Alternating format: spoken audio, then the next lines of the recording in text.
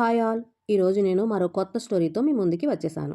Story writer సిరి గడ్డిపిచ్చుక, voice over Shri Vijayadurga. వేద్కి అభినవ్యతో పెళ్లి సంబంధం ఖాయం చేసింది ధరణి. మరో పక్క సార్వా పేరెంట్స్ నయనతో సార్వాకి పెళ్లి సంబంధం ఖాయం చేశారు. నయనకి పెళ్లి సంబంధం సార్వాతో ఖాయం అయ్యిందని తెలిసినప్పటి నుంచి వేద్కి సంథింగ్ ఏదో చేంజ్ వచ్చింది. వేద్కి నయన ఆ పెళ్లి కొడుకుతోనే మాట్లాడుతుందని అర్థమయ్యి ఒక చెవి అటే వేసి ఉంచాడు. ఎంతసేపటికి ఫోన్ పెట్టకుండా సర్వాతో మాట్లాడుతున్న నయనను చూసి విసుగు వచ్చిన వేద్ తన చెయ్యి పట్టుకుని విసురుగా మంచం మీదకి లాగాడు.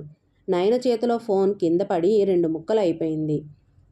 అనుకొని ఆ పరిణామానికి నయన మంచం మీద, అది కూడా వేద్ కింద ఉంటుంది. ఆ పరిణామానికి ఒక్కసారిగా వేద్ హార్ట్ బీట్ పెరిగిపోయింది. నయన కళ్ళు మాత్రం ముక్కలైన తన మొబైల్ మీదే ఉన్నాయి. వేద్ కింద మెత్తగా తగులుతున్న నయన బాడీకి వేద్కి సంబంధం లేకుండానే తన ఒంటిని ఆమె మీద వదిలేశాడు. ఆ స్పర్శ అతని శరీరం ఫీల్ అవుతుంది. వేద్ చూపు క్షణక్షణానికి ఇంటెన్స్డ్గా మారుతూ ఉంటే అతని చూపులకు నయన కళ్ళు కలపకుండా ఎక్కడ ఉన్నాయో చూసిన వేద్కి తన చూపు దూరంగా 2 ముక్కలైన మొబైల్ మీద ఉంది అని కనపడగానే అప్పటి వరకు ఉన్న ఫీలింగ్ పోయి నవ్వొచ్చేసింది. వేద్ ఒక్కసారిగా పకపకా నవ్వుతూ ఉంటే నయన తేరుకుని వేద్ని ఒక నెట్టు నెట్టి, ఒరేయ్ బావగా, ఈరోజు నా చేతులు అయిపోయావరా, నా ఫోన్ ఎందుకు పగలగొట్టావరా? అయ్యో నా బుజ్జి ఫోన్ 30,000 పోసి కొన్నాను, పోయిన నెలలోనే ఈఎంఐ తీరిపోయింది అనుకున్నాను, దానికి ఇంత త్వరగా ఆయుష్ తీరిపోతుంది అనుకోలేదురా అని వేద్ని తన మీద నుంచి పక్కకి నెట్టేసింది. ఆ తర్వాత కోపంగా లేచి వేద్ మీద కూర్చుని కాలర్ పట్టుకుని, నా ఫోన్ నాకు కావాలి, కొనివ్వు అని అరవడం మొదలుపెట్టింది.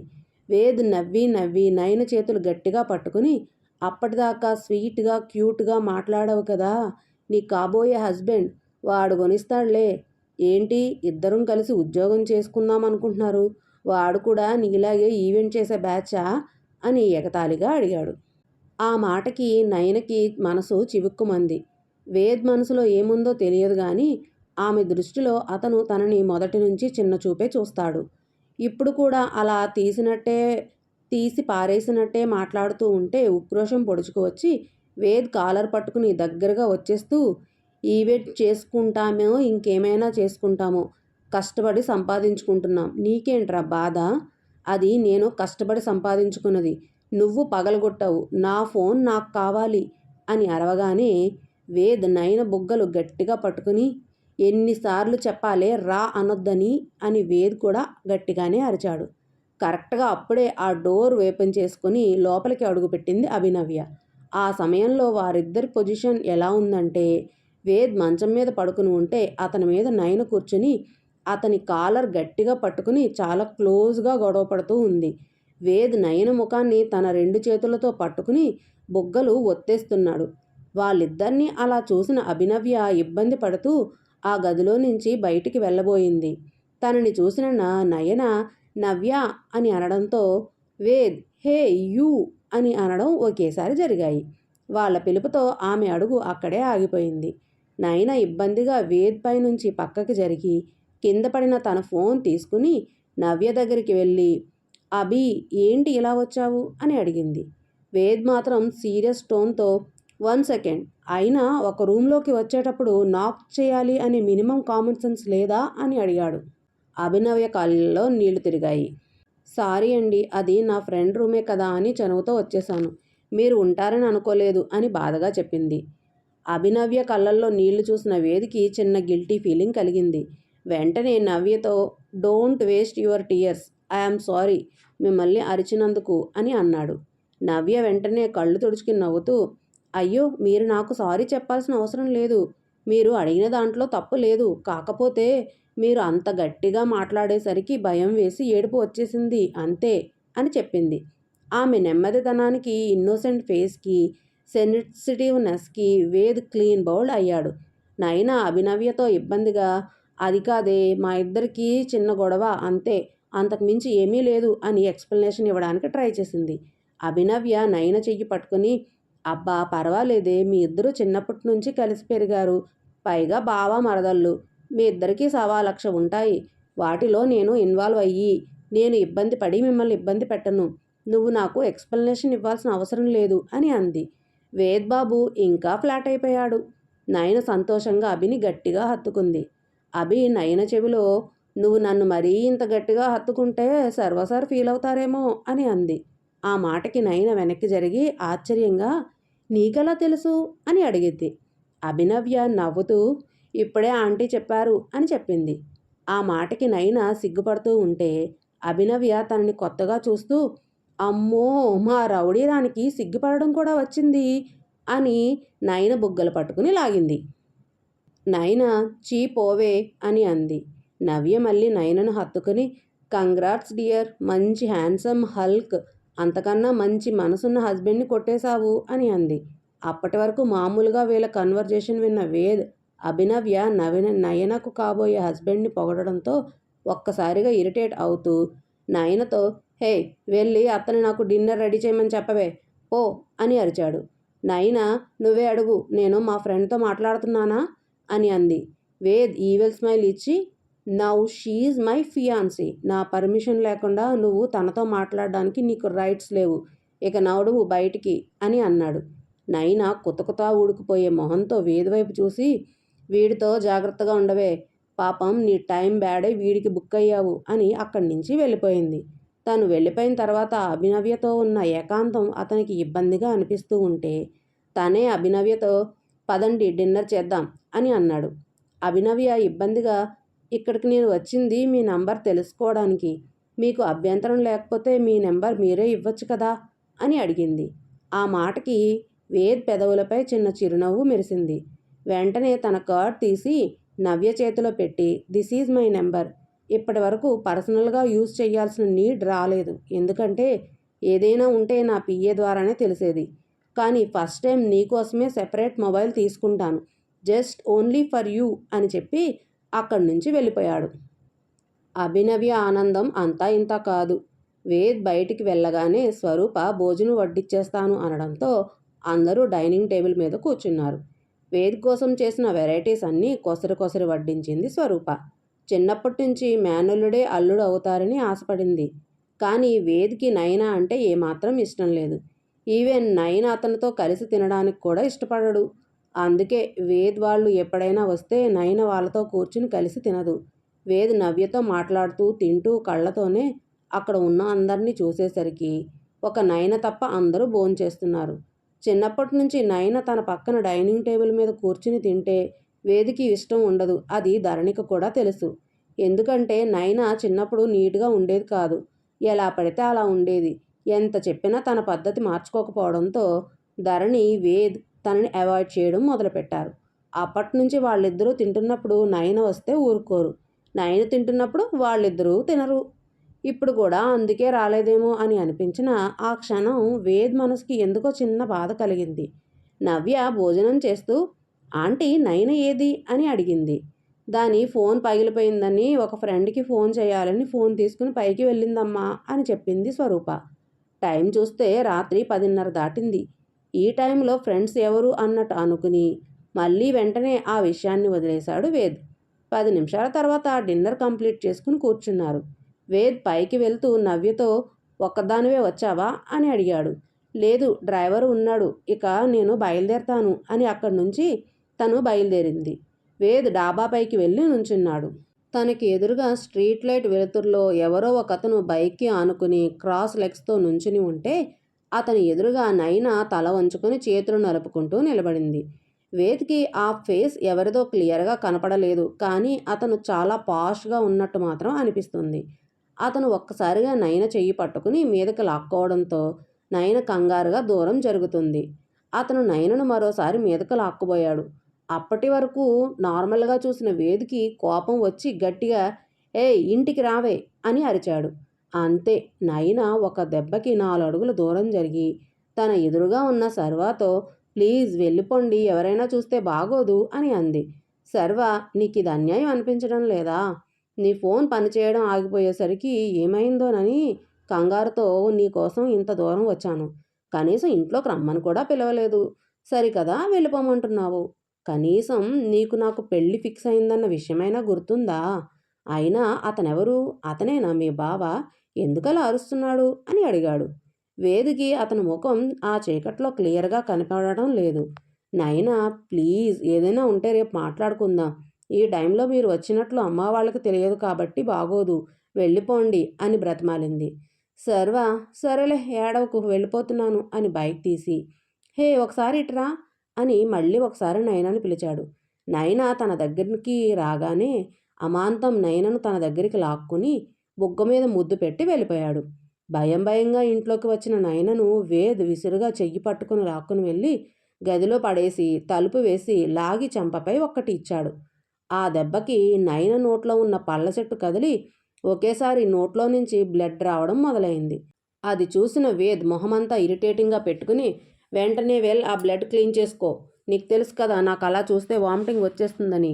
ఒక్క చుక్క కూడా ఫ్లోర్ మీద పడకూడదు అని చాలా ఇరిటేట్గా ఫేస్ పెట్టి అరిచాడు. ఆ దెబ్బకి నయన నోటికి చెయ్యి అడ్డం పెట్టుకుని వాష్రూంలోకి వెళ్ళి అది క్లీన్ చేసుకుని వచ్చింది. వచ్చిన వెంటనే వేద్ కాలర్ పట్టుకుని ఈడ్చి ఒక్కటి పీకింది. నయన తనని కొట్టేసరికి వేద్ కోపంతో నయన 2 చేతులు వెనక్కి నెట్టేసి తన 2 చేతులు వెనక్కి విరిచి గట్టిగా పట్టుకున్నాడు. ఆ పట్టుతో ముందు వచ్చిన నయన నడుం చుట్టూ చెయ్యి వేసి ఇంకా దగ్గరికి లాక్కుంటూ, ఏంటే బాగా ఎక్కువైందా? మగాడినని కూడా చూడకుండా కొడుతున్నావు అని అడిగాడు. ఏం మగాడవైతే నీకేమైనా కొమ్ములున్నాయా? నువ్వైతే నన్ను కొట్టచ్చు. చూడు, నువ్వు కొట్టిన దెబ్బ ఎంత గట్టిగా తగిలిందో. నోట్లో నుంచి బ్లడ్ కూడా వచ్చింది. నయన వెక్కుతూ చెప్తుంటే వేదికి నయన స్పర్శతో ఒళ్ళంతా ఒక రకమైన ఫీలింగ్ కలుగుతుంది. అదేంటో క్లారిటీ రావడం లేదు.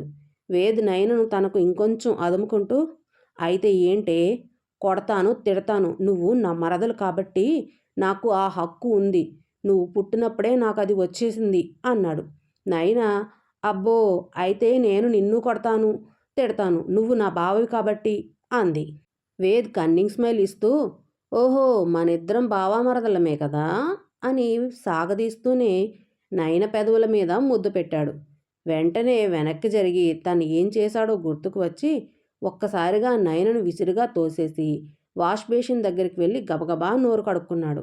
అప్పటి వరకు వేద్ చేసిన పనికి బొమ్మలా బిగిసిపోయిన నయన ఇప్పుడు వేద్ చేస్తున్న పనికి తేరుకుని తను కూడా వచ్చి ఏడుపును బలవంతంగా ఆపుకుంటూ వేదిని సీరియస్గా చూస్తూ వెళ్ళి నోరంతా కడిగేసుకుని టిష్యూతో తెగ రుద్దేసుకుంది. నయన అలా చేయడంతో వేదికి కోపం వచ్చి, ఏంటే ఓ తెగ రుద్దేసి కడిగేసుకున్నావు? నీ మొహానికి నేను ముద్దు పెట్టడమే ఎక్కువ అని అన్నాడు. నయన కూడా అంతకంతకు తగ్గకుండా, ఏంట్రా ముచ్చుమొహం, ఏదో పెద్ద నీకన్నా అందగాడు లేరన్నట్టు బిల్డప్ ఇస్తున్నావు. అయినా నీకేం హక్కు ఉందని నాకు ముద్దు పెట్టావు? ఆడపిల్లకి అలా ముద్దు పెట్టచ్చా? ఈడియట్, అసలు నీకు నేను ఎలా కనిపిస్తున్నానురా అని కాలర్ పట్టుకుంది. వేద్ విసుగ్గా ఆ చేతులు విసిరి కొట్టి, ఏంటే నీకు ముద్దులు కొత్తవి కానట్టుగా ఉన్నాయి? రోడ్డు మీద వాడెవడో పెడితే బాగానే పెట్టించుకుని లోపలికి వచ్చావు. నేను పెట్టగానే నీకు కోపం వచ్చిందా? నేను కూడా రోడ్డు మీద పెడితే ఓకేనా అన్నాడు. ఆ మాటకి విపరీతమైన కోపం వచ్చిన నయన వేదు చెంప పగలగొట్టి, ఏంట్రా నా క్యారెక్టర్ గురించి మాట్లాడుతున్నావు? నా గురించి నీకేం తెలుసురా? అతను ఎవరో కాదు, ఇంట్లో వాళ్ళు సంబంధం కుదిరింది అంటున్నారు కదా. ఇందాకటి వరకు నేను ఫోన్ మాట్లాడిన అతను. నువ్వు ఫోన్ పగలగొట్టేసరికి ఏమైందోనని కంగారు పడి వచ్చాడు. అంతేకాని నీకులాగా గంటకు ఒక హీరోయిన్తో రొమాన్స్ చేసే టైప్ కాదు నేను. అయినా నా ఇంటికి వచ్చి నన్ను కొట్టే రైట్ నీకెవరిచ్చారు? నా ఇంట్లో నుంచి బయటికి పోరా అని గట్టిగా అరిచింది. అప్పటికే గుమ్మం దగ్గర నుంచుని అందరూ చూస్తున్నారు.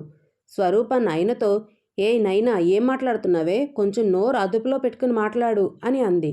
నైన, అదే మీ అల్లుడికి కూడా చెప్పమ్మా అని అంది. వేద్ ఆవేశంగా, నీ ఇల్లు పెద్ద ఇంద్రభవనం అని, నువ్వు ఒక ఎలిజబెత్ మహారాణి అని నిన్ను పట్టుకుని వేలాడుతున్నానే. నీకు ఏమైందని తెలుసుకోవడానికి వచ్చాను. చూడు, నాకు బుద్ధి లేదు. నువ్వు రోడ్ల మీద ముద్దు పెట్టించుకుంటే నా ఇంటి ఆడపిల్ల, నా ఇంటి పరువు అని చెప్పి అనుకున్నాను. కానీ నువ్వు ఎవరివి అని నన్ను అడిగావు కాబట్టి నీకు నాకు ఇకపై ఎటువంటి సంబంధం లేదు. నువ్వు ఎక్కడ చచ్చావో మాకు అనవసరం అని నయనను ఒక పక్కకు తోసి బయటికి వెళ్తూ, మామ్ వెళ్ళిపోదాం పదండి అని అరిచాడు. స్వరూప, బాబు అది కాదు, నయన ఏదో తెలియక అంది, దాని గురించి నీకు తెలిసిందే కదా అని బ్రతిమాలింది. నయన కోపంగా, వెళ్ళిపోని, ఎందుకు తెగ బ్రతిమాలుతున్నావు? వాడే దేవుడా ఏంటి? ఇప్పటిదాకా వాడుకున్న పొగరుకు ఇన్నాళ్ళు తగ్గి ఉన్నానంటే వీడు నా బావని నా మనసుకు నేను ఏదో సమాధానం చెప్పుకున్నాను. కానీ ఈవేళ నన్ను కొట్టాడు. నా క్యారెక్టర్ గురించి బ్యాడ్గా మాట్లాడుతున్నాడు. నేను ఏ తప్పు చేయలేదు. చిన్నప్పటి నుంచి చూస్తున్నాను. అయినా వాడికి నేనంటే ఏంటో తెలియదు. వాడొక ఈగోయిస్ట్. అలాంటి వాడితో మనకెందుకు, వదిలేసాయి అని అరిచింది. వెనక్కి తిరిగిన వేద్, ఎవరే ఈగోయిస్ట్? ఎవరికి ఈగో ఉంది? ఇంటికి వస్తే నవ్వుతూ మాట్లాడి పలకరించడం చేత కాదు కానీ నువ్వు నీతులు చెప్పేదానివి అయిపోయావా? ఎవడన్నా ఒక్కరోజైనా ఆడపిల్లలా ఉన్నావా నువ్వు? ఏనాడైనా నీ ఒంటిని దాచుకుని తిరిగావా? బయటికి వెళ్తే నడుము కనపడాలి, ప్యాంట్ మీద అక్కడక్కడ బొక్కలతో నుంచి తొడలు కాళ్ళు కనపడాలి అన్నట్టుగా నిండుగా ఉండే బట్టలు వేసుకోవడానికే ఇష్టపడవు. తమరికి అలా కాదు, నిండుగా ఉండమని చెప్తే నేను మంచోడిని కాదు, అంతేనా అని అరిచాడు.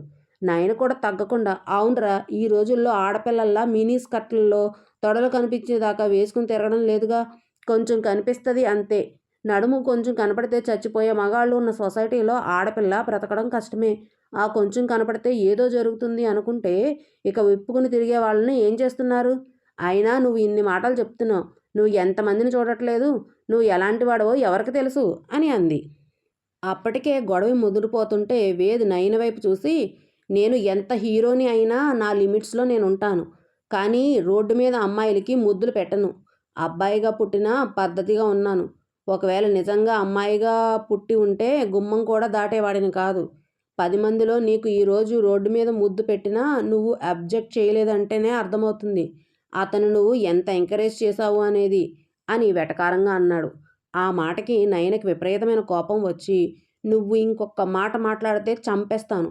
అవునరా, నా ఇష్టం. ఎంకరేజ్ చేసుకుంటాను. అవసరమైతే ఇంకేమైనా చేస్తాను. అడగడానికి మధ్యలో నువ్వు ఎవడివి? నీకు సిగ్గు ఉంటే జీవితంలో నా విషయంలో ఇన్వాల్వ్ అవ్వకు. ఇకపై నా ఇంటి గుమ్మం తొక్కకు అని గట్టిగా వార్నింగ్ ఇచ్చింది.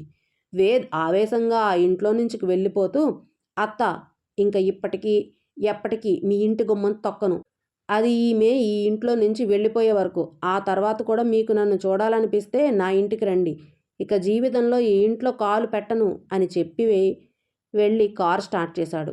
ధరణి నయనను సీరియస్గా చూస్తూ బయటికి వెళ్తూ ఉంటే స్వరూప, వదిన మీరు కూడానా అని ఆపబోయింది. కానీ ధరణి, నీ కూతురికి చాలా పెద్ద మాటలు ఎక్కువయ్యాయి. నా కొడుకునే ఉండొద్దంటున్న ఇంట్లో నేనెందుకుంటాను? నేనే కాదు, నా భర్త, నా చిన్న కొడుకు కూడా ఇంకెప్పుడు ఇక్కడికి రారు. మీరు రావాలి అనుకుంటే మీ కూతుర్ని ఇంట్లో వదిలేసి మీ వరకే రండి. ఇకపై దానికి మాకు ఎటువంటి సంబంధం లేదు అని సీరియస్గా చెప్పి వెళ్ళిపోయింది. రిషి నయన వైపు బాధగా చూస్తూ గుమ్మం దిగాడు. బాలాజీ మాత్రం కళ్ళ వెంట నీళ్లు కారిపోతూ ఉంటే ఎర్రగా ఉన్న కళ్ళతో కోపంగా వేదిని చూస్తున్న నయనతలనలా నిమిరి, జాగ్రత్తగా ఉండమ్మా అని చెప్పి వెళ్ళిపోయాడు. వాళ్ళు అలా వెళ్ళిపోయిన వెంటనే స్వరూప వచ్చి నయన చెంప పగలగొట్టింది. నయన విసుగ్గా చెంప మీద చెయ్యి పెట్టుకుని అమ్మా అని గట్టిగా అరిచింది. స్వరూప ఆవేశంతో, నోరు తెరిస్తే చంపేస్తాను. ఇంటికి వచ్చిన వాడిని ఇంట్లో నుంచి వెళ్ళిపోమనేంత సంస్కారం నీకెప్పుడు పెరిగిందే? వాడు వచ్చేదే జన్మకో శివరాత్రికి, ఎప్పుడో ఒక్కసారి వస్తాడు. వాడిని ఇకపై ఈ గుమ్మం తొక్కొద్దని నా మేనల్లుడిని ఇకపై ఇంటికి రాకుండా చేశావు. ఇప్పుడు సంతోషంగా ఉందా? వాడికి చిన్నప్పటి నుంచి ఆ డిజార్డర్ ఉంది. వాడికి నీట్గా ఏది లేకపోయినా నచ్చదు. మా వదిన కూడా అలాగే ఉంది. తన కోసమే మేమందరం మారాము. వాళ్ళంత ఉన్నత స్థితిలో ఉన్నా, మనం లేని స్థితిలో ఉన్నా ఏనాడు మనల్ని తక్కువగా చూడలేదు. మనల్ని కూడా అక్కడే ఉండమని మీ నాన్నే చెల్లిని ఇచ్చిన దగ్గరని ఉండకూడదు అని నన్ను తీసుకుని బయటికి వచ్చేశాడు. నాకు నా అన్నని, నా మేనల్లుణ్ణి, మీ నాన్నకి తోడబుట్టిన చెల్లిని అందరినీ ఒకేసారి దూరం చేశావు కదా. చిన్న విషయం గోటితో పోయేదానికి గొడ్డలి దాకా తీసుకుని వచ్చి ఎవరికి వారిని కాకుండా చేశావు. అయినా రోడ్డు మీద ముద్దులు పెట్టుకోవాల్సిన కర్మ నీకేం వచ్చింది? పెళ్లి కుదిరింది, చేస్తాము అన్నాం కదా, అప్పటిదాకా ఆగలేకపోయావా? నీ వల్ల మా పరువు బజార్న పడిపోయింది. నువ్వు పోయి నీతో పాటు పుట్టిన ఇంకొకటి బ్రతికి ఉన్నా బాగుండేది అని అంది. ఆ మాటతో నయన మనసు బలంగా గాయపడింది. కృష్ణ వెంటనే, స్వరూప, ఏంటా మాటలు అని తిట్టాడు. నయనతో, అమ్మా నువ్వు లోపలికి వెళ్ళరా అని పంపించి స్వరూపను గుండెలకు హత్తుకొని ఓదార్చాడు. ఇంట్లోకి అడుగుపెట్టిన వేద్ నేరుగా తన గదిలోకి వెళ్ళిపోయాడు. అతని వెనకే ధరణి కూడా వెళ్ళింది. వేద్ షర్ట్ రిమూవ్ చేస్తూ తన వెనక్కి తిరిగి చూసి ధరణి అక్కడే ఉండడంతో, వాట్ హ్యాపెండ్ మామ్ అని అడిగాడు. ధరణి సైలెంట్గా వచ్చి వేద్ చెంప పగలగొట్టింది. వేద్ చెంప మీద చెయ్యి పెట్టుకుని మా అని పిలిచి కంట్లో తిరిగిన నీళ్లు కనపడకుండా దాచుకున్నాడు. నువ్వు ఏది చేసినా కరెక్ట్ అంటాను. ఎందుకో తెలుసా? నువ్వు నా కొడుకువి, నేనంటే నువ్వు అంతే అని. కానీ నువ్వు ఈరోజు చేసిన పని నాకు ఏమాత్రం నచ్చలేదు కన్నయ్య. మీ ఇద్దరికీ వేరువేరుగా పెళ్ళిళ్ళు ఫిక్స్ అయ్యాయని తెలుసు కూడా నువ్వు ఆడపిల్ల ఒంటి మీద చెయ్యి ఎందుకు వేశావు? నువ్వు దానికి ఎందుకు ముద్దు పెట్టావు? నీ దగ్గర నుంచి ఇలాంటి బిహేవియర్ నేను ఎప్పుడూ ఎక్స్పెక్ట్ చేయలేదు. ఇదేనా నీ సంస్కారం? దానికి పెళ్లి కుదిరింది. అది వేరే వాడికి కాబోయే భార్య. నీ భార్య వేరే వాడితో ముద్దు పెట్టించుకుంటే అని ఆవిడ అంటుండగానే వేద్ గట్టిగా అమ్మా అని అరిచాడు. ఏ ఊహిస్తేనే చాలా చిరాగ్గా ఉంది కదా, మరి నువ్వు దానిని ఎందుకు టచ్ చేసావురా? ఇన్నాళ్ళు నువ్వు తనని ఎన్ని మాటలు అన్నా నేను ఊరుకునేది మీ ఇద్దరూ బావ మరదళ్ళు కొట్టుకున్నా తిట్టుకున్నా కలిసిపోతారని. ఇన్నాళ్ళు మీ ఇద్దరి మైండ్స్లో ఎప్పుడూ ఎలాంటి ఫీలింగ్స్ లేవు. కానీ నువ్వు ఎందుకు ఇలా బిహేవ్ చేసావు? దాని మీద నీ ఫీలింగ్స్ నీకైనా అర్థమైతే బెటరేమో. నీకు ఒకవేళ నయన మీద ఫీలింగ్స్ కలిగితే నాకు చెప్పు. నయనని ఇచ్చే నీకు పెళ్లి చేస్తాను. లేదు వేరే అమ్మాయిని పెళ్లి చేసుకుంటానంటావా? నయనికి ఎంత దూరంగా ఉంటే అంత మంచిది. నైనా నా మేనకోడలు. దానికి ఇష్టం లేకుండా దాని ఒంటి మీద చెయ్యి పడితే కొడుకు అని చూడను అని అక్కడి నుంచి వెళ్ళిపోయింది. వేద్ కోపంతో పిడికిలు బిగించి గోడకు పంచులు ఆపకుండా ఇవ్వడం మొదలుపెట్టాడు. ఆ క్షణం నుంచి నైనా వేద్ ఇద్దరూ బద్ధ శత్రువుల్లా మారిపోయారు. ఒకరికొకరు ఎదురుపడినప్పుడల్లా అపరిచితుల్లా మారిపోయి మొహం తిప్పుకొని వెళ్ళిపోతున్నారు. కానీ కనీసం పలకరించుకోవడం లేదు. ఈ మధ్యలో సర్వ వాళ్ళ పేరెంట్స్తో కలిసి నయన వాళ్ళ ఇంటికి రావడం, వాళ్ళిద్దరికీ ఎంగేజ్మెంట్ ఫిక్స్ చేయడం కూడా జరిగిపోయింది. అప్పటికే వేదికి అభినవ్యకి ఎంగేజ్మెంట్ ముహూర్తం పెళ్లి ముహూర్తం కూడా ఫిక్స్ అయిపోవడంతో కరెక్ట్గా నైనా సర్వాల ఎంగేజ్మెంట్ అయిన 2 రోజులకి వేద్ పెళ్ళి వచ్చింది. వారం రోజుల తర్వాత వేద్ అభినవ్యల ఎంగేజ్మెంట్కి రమ్మని కబురు రావడంతో స్వరూప కృష్ణ ఇద్దరూ రెడీ అయ్యి వెళ్తున్నారు. నయన మాత్రం షార్ట్ టీషర్ట్ వేసుకుని ఈవెంట్స్కు సంబంధించిన కొత్త ప్రోడక్ట్స్ వస్తే అవన్నీ చూస్తూ వాటి ప్రైసెస్ అనాలిసిస్ చేస్తుంది. కృష్ణ తల్లి రెడీ అవ్వరా, బావ ఎంగేజ్మెంట్ కదా అని అన్నాడు. దానికి నయన వాడి ఎంగేజ్మెంట్కి నేనెందుకు వస్తాను నాన్న? జీవితంలో వాడికి నాకు సంబంధం లేదని చెప్పాడు కదా. అత్త కూడా అదే మాట చెప్పింది. ఇంకెలా రాను అని అడిగింది. ఆ మాటకి స్వరూప ముందు నువ్వు మాట్లాడిన మాటల వల్లే వాళ్ళు మాట్లాడింది. నువ్వు అన్నావు కాబట్టే వాళ్ళు ఆ మాటలు మాట్లాడారు.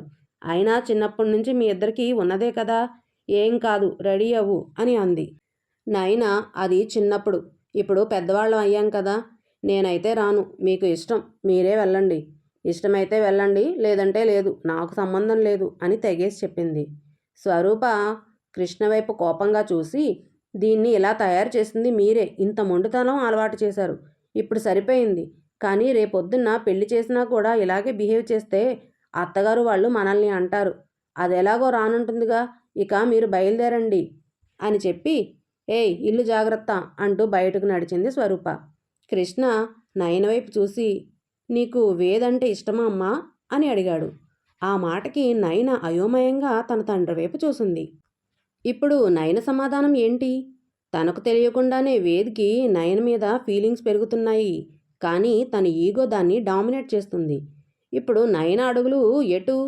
మరి సార్వా పరిస్థితి ఏంటి?